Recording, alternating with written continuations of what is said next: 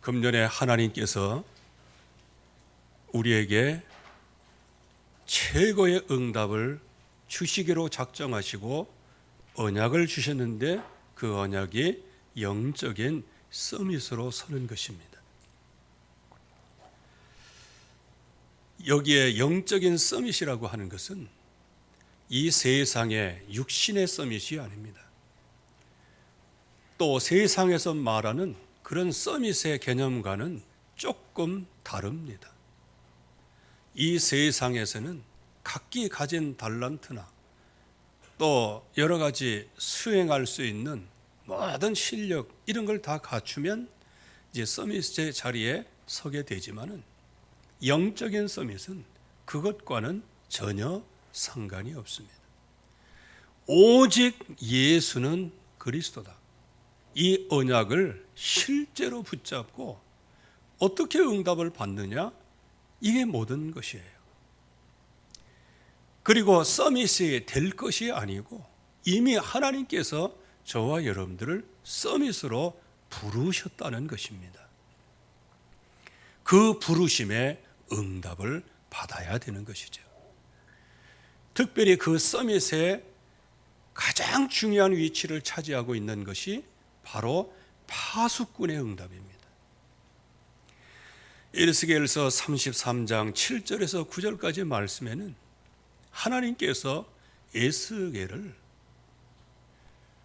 하나님의 백성의 파수꾼으로 세우셨다. 그렇게 말씀하십니다. 여기에는 이의가 없어요. 왜 세우셨냐? 무엇 때문에 세우셨냐? 어떻게 할 것이냐? 그거 말할 필요가 없어요. 왜냐? 전능하신 하나님은 나보다 나를 더 잘 알고 계시고 나의 미래의 꿈보다 더 큰 꿈을 가지고 계시고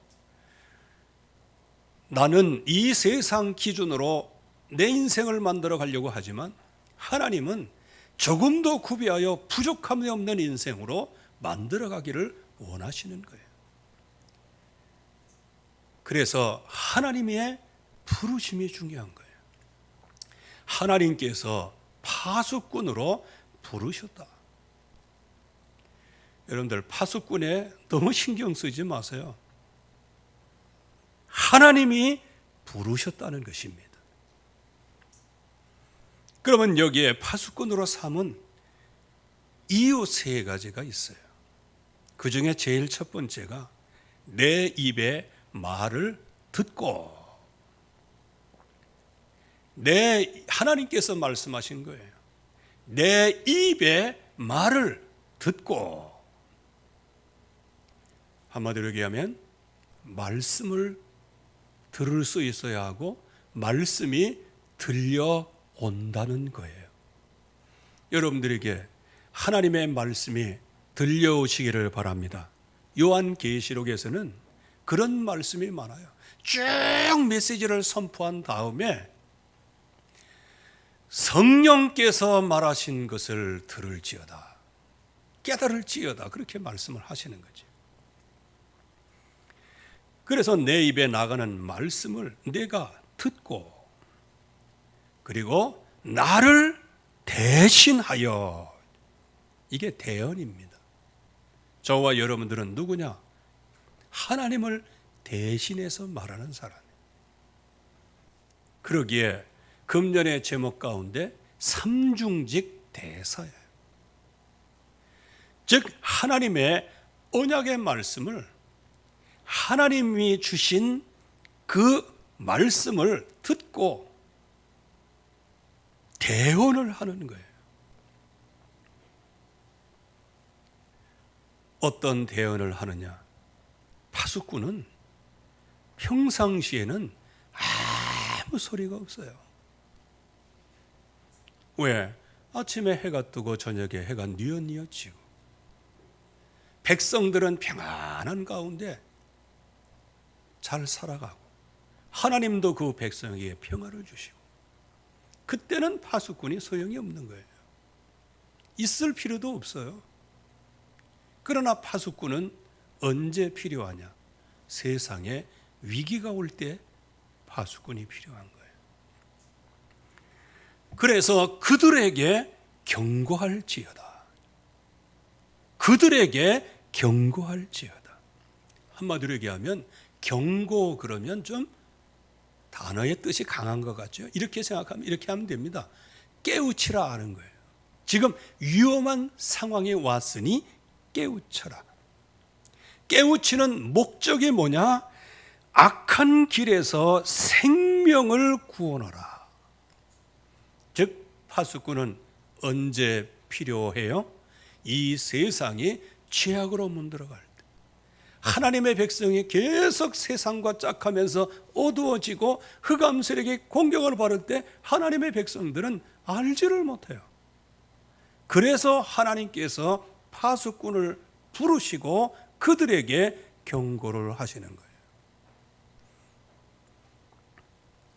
그래서 저와 여러분들은 이러한 파수꾼으로 하나님의 말씀을 듣고 말씀을 대언하고 이 시대를 향하여서 경고하는, 그게 영적인 파수꾼의 근본이요 시작인 것이죠. 자, 그러려고 하면 우리는 영적인 원리를 알고 있어야 해요. 이번 원단 메시지를 통하여서 여기에 영적인 원리 5가지를 말씀하시죠. 보호자의 축복과 능력. 오늘 말씀에도 바울이 바로 이 축복을 다 받는 것입니다. 보호자의 축복과 능력을, 그러면서 시공간을 초월하는 능력을 받게 되고, 그래서 기도와 말씀이 이해되며 세계복음화가 이해되고 보호자의 능력과 세계화와 나 자신이 완네스 되어지는 것, 이게 바로 영적인 원리이죠. 그래서 예수 그리스도는 어제나 오늘이나 영원히 동일하시니라. 그래서 사도행전 9장 1절에서 19절 말씀에 보면 보호자의 능력에 하나님께서 바울에게 보이시고 시공간을 초월하는 능력으로 바울에게 역사하시고, 그가 정말로 말씀을 듣고 기도를 이해할 때 그를 통하여 세계 복음화를 하신 것을 보게 되어지는 것이죠. 그래서 이렇게 영적인 원리를 정확하게 알고 있을 때, 이때 영적인 예배가 가능한 것이죠. 5가지 원리가 성취되고요. 이게 바로 237 영적인 통신망이 세워지는 것이고, 자연스레 사탄의 모든 통신망은 정복이 되어지는 것이죠. 그래서 로마서 12장 1절 2절 말씀에는 너희 몸을 하나님이 기뻐하시는 살아있는 희생 제물로 드려라. 이것이 뭐다? 너희의 드릴 영적 예배다. 그래서 항상 하나님 앞에 이 모든 예배를 통해서 하나님이 축복하시고 역사하신다는 거죠. 그럴 때 세상에 동화되지 아니하고 생각이 새롭게 되고 변화를 받아서 하나님이 기뻐하시고 선하신 뜻이 무엇인지를 늘 분별하면서 승리하게 되어지는 것이죠. 이럴 때 영적인 응답이 옵니다. 그래서 언제든지 영적 원리를 따라가면 영적 예배를 드리게 되면 결국 영적인 응답이 오는데, 그게 바로 예배 성공, 인생 성공입니다. 예배 실패는 인생 실패를 가져오고, 그래서 그 결과로 포로, 속국, 유랑민족이 될 수밖에 없는 거예요. 왜 지금 이 나라와 또 이 나라를 살리는 교회가 왜 이렇게 어려움을 당하게 되었습니까? 결국에 가서는 왜 포로가 되고 왜 속국이 되고 왜 유랑민족이 될 수밖에 없느냐는 것이에요. 그건 뭐냐? 영적인 예배. 오직 하나를 붙잡, 오직 예수는 그리스도, 이 언약 안에서 예배의 축복을 받아야 되는데, 이것 말고 그냥 상황에 따라서 또 상대방의 요구에 따라서 막 하다 보니까 성도의 뜻을 따라서 해주는 게 하나님의 뜻은 맞지만, 그러나 거기에다가 올인하면은 결국에 와서는 성도들은 하나님과 연결되어 있지만 육신은 세상의 문화와 연결되어 있어요. 그러면 육신적인 것을 계속 추구하다 보면, 축복을 받아라, 뭐 받아라, 뭐 받아라, 이걸 계속 추구하다 보면 결국에 와서는 영적인 것은 희미해지고 육신적인 것이 강해지는 거예요. 육신적인 걸 가지고 승리한 적이 없어요. 그래서 주님께서는 우리에게 이러한 영적인 예배 성공 통하여 인생 성공의 축복을 받게 하시고, 그런 사람에게는 어떤 위기든지 응답이 될 뿐만 아니고 어떤 광야에서든지 독립을 하게 되고 혼자 살아남게 되고 자생력 있는 믿음의 축복을 누리게 되는 것이죠. 그래서 혹시 영상으로 예배드리는 모든 분들, 또 이 자리에 참여한 모든 분들이 하나님이 주시는 이런 영적인 예배에 나 자신을 하나님 앞에 기뻐하시는 거룩한 희생 제물로 주님께 드리는 영적 예배가 성공되기를 주의 이름으로 축원합니다. 그러면 영적 상태는 뭐냐? 믿음의 언어예요. 믿음의 말을 통해서 나타나는 거예요. 이 큰 배라고 할지라도 작은 키 하나에 의하여 방향이 움직이는 것 같지. 이 사람에게 있는 이 믿음의 말, 이거 하나가 교회의 큰 배가 움직여 나아가는 거예요. 작게는 나 자신의 입술의 언어, 조금 더 확장하면 가정에서 나의 입술의 말, 교회에서의 나의 입술의 말, 이것으로 인하여 사람을 몸살 들게 만드는 반면에 또한 사람을 살리는 역사가 있게 되어지는 것이죠. 그래서 언제든지 우리의 입술의 언어, 이것이 전부 다인 거예요. 이렇게 영적인 원리, 이 약속을 확실하게 붙잡고 이제는 능력을 배양해야 할 사람이 누구냐? 영적인 파수꾼이에요. 그래서 파수를 하려면 실력이 있어야 돼요. 능력이 있어야 돼요. 그래서 이 파수꾼에는 한 3가지 능력을 계속 배양을 해야 돼요. 그 중에 첫째는 영적 능력을 배양해야 돼요. 영적인 능력. 특별히 민수기 14장 11절 12절 말씀에는 막 팬데믹이 일어나잖아요. 팬데믹이 왜 일어나요? 12명의 정탐꾼을 가나안에 파송을 하셨어요. 정탐하고 오라고. 그때는 10명의 정탐꾼은 우리를 삼키는 땅이다, 죽는 땅이다 하면서 하나님의 말씀은 간 곳 없고 자기 기준의 육신 기준으로만 생각하고 모든 백성들에게 호도하고 그 사람들을 전부 다 도탄에 빠지게 만드는 거예요. 낙심에 빠지게 만드는 거예요. 그때 여호수아 갈렙이 옷을 찢으면서 아니다. 그 땅은 우리에게 주신 땅이요, 그들은 우리의 밥이다. 그들의 주인은 떠났다. 이렇게 하면서 믿음으로 고백했지만 10명의 불신앙의 소리를 백성 전체가 듣고 거기에 통곡하면서 아주 불신앙의 운동이 일어나게 되어지죠. 그때 하나님께서 전염병 얘기를 하신 거예요. 결국에 와서는 영적인 능력을 배양해야 될 이유가 뭐냐? 결국에 와서는 하나님이 주시는 말씀을 놓치면 재앙에 빠지는 거예요. 그래서 시대 위기는 뭡니까? 영적인 무능의 시대 위기예요.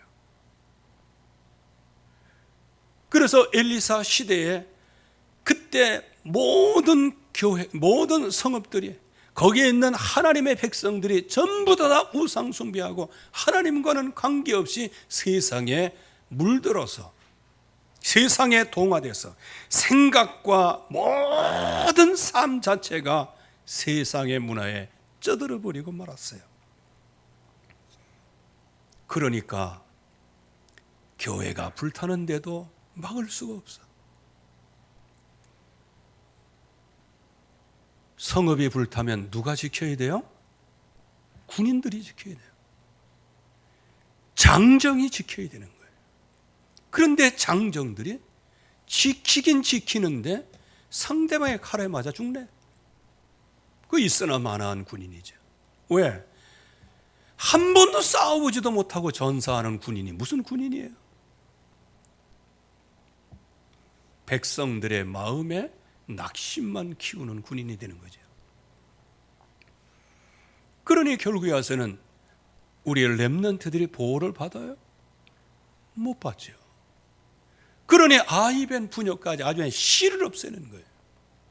이게 시대에 대한 경고예요. 그래서 여기에 영적인 환란이 임하게 되어지는 것이죠. 왜? 능력을 배양하지 못하면요, 우리가 이 땅에서 정말로 하나님이 주시는 5가지 원리의 보호자의 능력을 진짜 우리의 심령 속에 누리지 못하면요, 결국에 가서는 사도로 부름받은 베드로마저도 사탄이 너를 밀가부르듯이 까부를 것이다. 이거는 한마디로 얘기하면 애들이 공깃돌 갖고 놀듯이 사탄이 그렇게 가지고 논다는 겁니다. 지금 이 시대의 교회가 그런 모습 아닙니까? 사탄이 가지고 노는 거예요.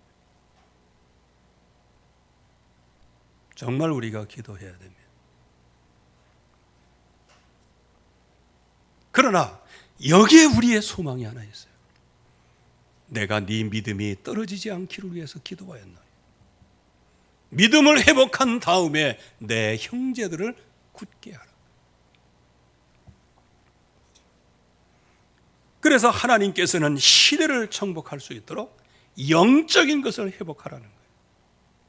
그래서 하나님께서 광야길을 걷게 하시고 많은 어려움을 당하게 한 것은 하나님의 백성의 그 마음이 어떠한지, 광야에서 사는 마음이 어떠한지, 팬데믹을 통하여서 예배를 못하는 그 마음이 어떠한지, 영상으로 예배 드리는 그 마음이 어떠한지, 그것을 하나님이 달아보시는 거예요. 그래서 말씀에 관심이 있는가 없는가. 그래도 영상 앞에서 예배 드리려고 하는 사람은 마음과 말씀에 대한 관심이 있어요. 그래서 이 자리뿐만 아니고 영상으로 드리는 모든 분들이 정말로 이 축복, 하나님의 역사가 일어나기를 주님의 이름으로 축원합니다.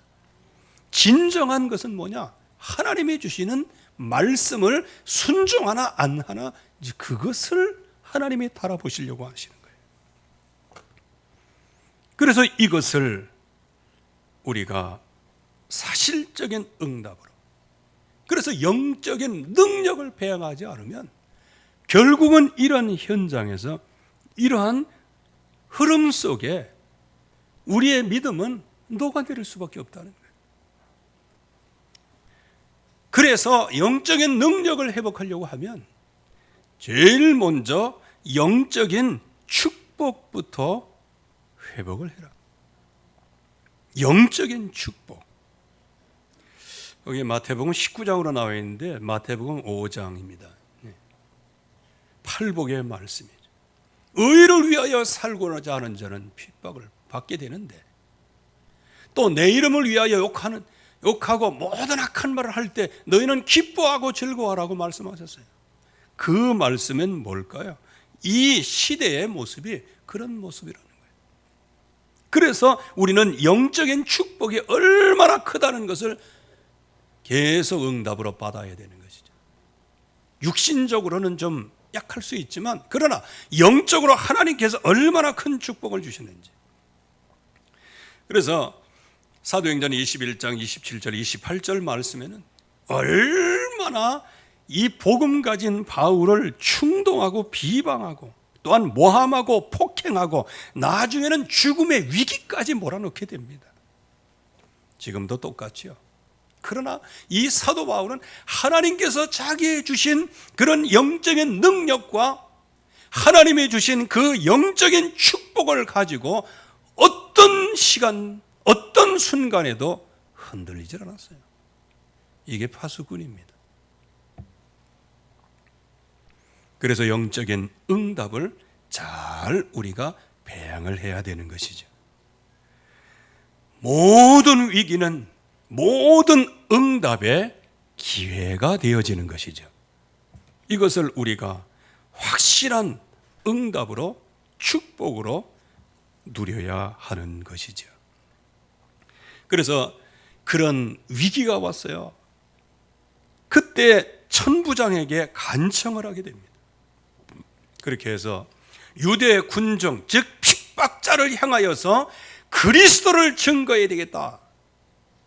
정말 사도 바울은 못 말리는 사람, 못 말리는 전도자예요. 그 이전에도 루스드라에서 복음 전하다가 돌에 맞아 죽었잖아요.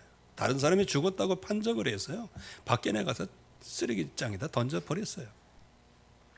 그때 거기서 일어나잖아요. 하나님의 살리시잖아요. 여러분들 그때 성 밖 바로 그 입구 옆에다가 시체를 버리겠어요? 그거는 그럴 리가 없어요. 여기서 말 떨어진 까지 질질 끌고 가서 갖다 버린 거예요. 질질 끌려간 만큼, 그 거리만큼 바울은 질질 끌려간 그 상태, 그때는 사람에 의하여 끌려갔지, 이제는 자기 혼자 힘으로 들어와야 돼. 생각을 해보세요. 진짜 그때의 그 여정, 아마 그때 정말로 몸이 다 피스톤이 돼가지고 루스드라 형을 향해서 다 오는데 아마 그때 스데반을 생각했을 거예요. 아예 생각해 보라니까요. 돌에 맞아 죽었다니까요. 주변 사람들이 저거 죽었다라고 판단을 해서 내가 나다 갖다 버린 거예요. 멀리 갔다가. 그때 정말 거기에서 하나님의 살리시고, 한마디로 얘기하면 아마 기어 들어왔을지도 몰라요. 나중에 그는 바울에 가서 물어봐야 돼. 들어와가지고 제자들의 믿음을 굳게 하고, 제자들에게 너희는 믿음을 굳게 하라. 하나님 나라에 들어가려면 많은 고난을 겪어야 됩니다. 이게 살아있는 간증입니다. 바울이 만약에 근사하게 말았다가 이렇게 피했다가 이렇게 피했다가 싹 피했다가 한 번에 쫙 나타나서 오직 믿음으로 살아라, 알았지? 빠이빠이, 또 생쥐처럼 도망가고, 그러면 그 메시지가 들어가겠어요? 지금 이 시대에 그런 사람들이 너무 많아요. 말만 하는. 저도 그 줄 중에 하나인 것을 탄식합니다. 그러나 우리의 진정한 전도자, 영원히 본받고 싶은 전도자 사도 바울은 그 피투성이가 돼서 아마 누가 닦지도 못했을 거예요. 거기 들어가서 하나님 나라에 들어가려면 많은 고난을 받아야 될 것이다. 그러면서 거기에 제자들을 굳게 하고 또 나가는 거예요. 무슨 일을 해요? 복음 전도하다가, 복음 전하다가 그렇게 초인해서 죽었어요. 죽도록 맞았어요. 그리고 나가서 또 다른 지역에 가서 복음을 전가하는 거예요. 그 가운데 오늘도 이 말씀 21장 22장은 이게 연결되는 말씀이에요. 21장에서는 엄청난 핍박을 받게 됩니다. 그야말로 주변의 사람들이 막 죽이려고 그냥 지금 바울을 아주 그냥 몸부림치도록 바울을 죽이려고 해요. 그때 그 위기를 응답의 기회로 삼는 거예요. 어떻게 응답의 기회로 삼습니까? 천부장에게 이르되 내가 당신에게 말할 수 있느냐? 왜? 말이 통하면 결론적으로 내가 나를 핍박하는 이 백성들을 향해서 내가 말하겠다. 이거 허락해달라고 얘기를 해요. 그때 허락을 하지요. 그래서 유대 군중, 자기를 죽이려고 핍박하는 그 군중을 향하여 예수는 그리스도다, 이걸 증거하는 거예요.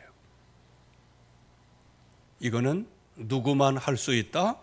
영적인 통신망을 갖고 있는 사람만 할 수 있는 거예요. 영적인 상태가 응답을 받은 사람이 할 수 있는 거예요. 그래서 이 통신망은 굉장히 중요하죠. 우리에게 있어서 무슨 통신망이 중요할까요? 요한복음 3장 14절 말씀에는 모세가 광야에서 뱀을 튼 것 같이 인자도 들려야 하리라. 모세가 광야에서 뱀을 들었어요. 그거는 뭡니까? 메시지를 전했어요. 누구든지 놋뱀을 쳐다보는 자는 살리라.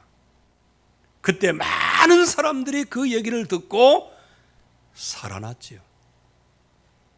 우리의 통신망, 최고의 송출 안테나는 예수는 그리스도입니다. 그래서 요한복음 3장 19절 말씀에는 이 땅의 죄가 뭐냐, 이 땅의 정죄가 뭐냐, 빛이 세상에 왔으되 자기 행위가 악함으로 빛보다 어둠을 사랑한 것이다. 이게 정죄를 받은 것이라는 거예요. 여기에서 이제는 기회를 얻었어요. 아유, 웬만한 그 사람 같으면 그냥 돌아서지 않겠어요? 우리 이 예배를 드리고 있는 모든 남자들, 특별히 논산 훈련소에서 받으신 분들, 저도 마찬가지지만요. 지금도 그런 얘기합니다. 내가 논산을 향해서는 내 오줌도 안 넣는다면서. 왜 그런지 아세요? 훈련을 거기서 6주 받는데 거기서 엄청난 고생을 해갖고 아주 논산 이렇게. 저는 똥팔싸 그러면 똥팔싸라에 똥팔싸. 38사단 원주 치악산 밑에서 받았거든요. 5월까지 눈 오고 한방눈 내리고 그랬는데 아주 막 지긋지긋하는 거예요. 바울도 그 정도 방해에서 막 지긋지긋해서 내 돌아간다 하면서 그냥 신발 털고 그냥 갔을 건데 자기 백성이 너무 그리스도에 대해서 오해를 하는 거예요. 자기 백성이 구원을 받아야 될 거 아니에요. 그래서 여기에서 이제 복음을 증거하는 거예요. 왜? 유대인들이니까 쉽잖아. 당신들이 나를 이렇게 박해하는데 나도 그 전에 예수를 박해한 사람이었다. 그 말은 뭐예요? 나를 박해하지 말고 이제는 그리스도께 돌아오라는 거예요. 내가 율법의 엄한 교훈을 당신들과 같이 받았고 당신들의 열정처럼 나도 지금 사명을 갖고 있었고 그리스도인들을 박해하는 그런 사람들이 앞장선 사람이었다. 당신들과 똑같은 사람이다. 그러나 내가 다메섹에 가는 거기에 보호자의 능력을 내가 체험한다. 큰 빛이 나를 둘러비치고 시공간을 초월하시는 주님께서 나는 네가 핍박하는 나사렛 예수다, 이 음성을 내가 들었다. 그래서 기도와 말씀 속에서 네가 해야 할 것을 내가 보이리라고 말씀하여 주셨다. 그 말은 뭐예요? 핍박하는 여러분들이요, 나도 예수 믿는 사람들을 핍박한 데 가장 앞장선 사람이요. 그러나 여러분들 내가 알지 못해서 그러기 때문에 여러분들도 정말 알지 못해 그러니 예수 그리스도를 믿으라는 겁니다. 그분이 최고의 구원자이신, 유일한 구원자이신. 그래서 그 예수 그리스도를 만난 이후에 주님께서 나를 택한 그릇으로 주의 뜻과 주의 음성과 주의 정인으로 그리고 예수 그리스도를 위한 여정을 걷게 하셨다. 이게 오늘 21절까지의 말씀 내용이에요. 그 다음에는 반응이 나왔어요. 그때 많은 사람들이 또 들고 일어나 가지고요. 그러나 바울에게 있어서는 바로 이러한 하나님이 주시는 약속을 붙잡고 현장에서 말씀 운동을 일심전심 치속으로 한 것이지요. 그래서 우리는 어떤 환경 가운데서도 영적인 통신망을 갖고 있어야 됩니다. 바울은 바로 예수는 그리스도다, 이 통신망을 갖고 있었어요. 우리 어렵게 생각하지 마세요. 파수꾼은 한 가지만 가지고 있습니다. 한 가지의 눈으로만 보면 돼요. 예수 그리스도. 이 땅에 왜 문제가 오느냐? 예수 그리스도. 이 땅에 승리하는 길이 뭐냐? 예수는 그리스도. 이 땅에서 응답받는 길이 뭐냐? 예수는 그리스도. 한 가지. 그래서 저와 여러분들이 이 시대에 파수꾼으로 부르셨어요. 파수꾼은 세상이 위태해졌다는 거예요. 하나님의 백성들이 위기에 빠졌다는 거예요. 그들에게 하나님의 말씀을 듣고 그들에게 대언하고 그들에게 경고할 책임이 우리에게 있어요. 이 시대를 살릴 책임이 있어요. 그렇다고 한다면 정확한 하나님의 말씀을 수신할 수 있는 안테나가 필요한데, 그 안테나의 재질이 만약에 플라스틱이다, 그러면 전파 없어요. 그래서 우리 교회 십자가 그 위에다가 피레침이라는 거 달라고 했는데, 뭐 교회인데 안 달아도 되지요, 그래가지고 안 달았는데, 피레침이라는 게 있어요. 그 피레침을 작대기 갖고 하면 어떻게 되겠어요? 피레침은 그 번개가 칠 때 그것을 제일 먼저 수신을 해서 쫙 받아갖고 밑으로 쫙 방전시키는 작업이 피레침이에요. 그게 번개 통신망이에요. 그러면 저와 여러분들이 통신망 이거를 세우긴 세웠는데 이거 플라스틱이야. 그러면 이게 전파가 오겠어요? 이걸 흙으로 세웠어요. 전파가 오겠어요? 그래서 피레침은 구리로 만드는 거예요. 요즘엔 더 좋은 게 있는지 모르겠어요. 그러면 저와 여러분들의 이 피레침과 같고, 저와 여러분들의 진정한 이 영적인 통신망 가진 파수꾼은 무슨 안테나를 세워야 돼요? 한마디로 얘기하면 예수는 그리스도다, 이 안테나를 세워야 되는 거예요. 오늘 바울이 어떤 핍박에서도 그야말로 보고도 싶지 않고 돌아서서 다른 데로 가고 싶은 그런 자리에서도 그 백성을 긍휼히 여기면서 거기에서 복음을 전한 이유가 뭘까요? 내가 예수 그리스도를 알기 전에 그리스도를 핍박했던 내가 하나님의 그 보호자의 능력으로 나를 영원한 구원의 자리에 서게 하시고, 그분이 바로 나에게 사명을 주신 그 은혜, 그 통신망이 있기에 어떤 현장에서든지 승리할 수 있었습니다. 여러분들에게 영적인 파수꾼은 영적인 통신망을 갖고 있어야 합니다. 개인적으로 예수는 그리스도, 이 언약이 하나님과 우리와 직결적으로 통하는 통신망인 줄로 믿습니다. 그래서 우리 교회가 오직 예수는 그리스도, 개인이 오직 예수는 그리스도, 가정에서도 오직 예수는 그리스도, 그 통신망을 세워 주님께서 주시는 그 응답을 붙잡고 이 현장을 제대로 보며 현장에 경고를 하고 백성들을 살리고 생명을 살리는 역사가 있기를 주님의 이름으로 축원합니다. 하나님의 은혜 감사합니다. 오늘도 주의 약속이 성취되게 하시고 주의 말씀 속에 깊이 각인 뿌리 체질되어지도록 축복해 주시옵소서. 예수 그리스도의 이름으로 기도하옵나이다. 아멘.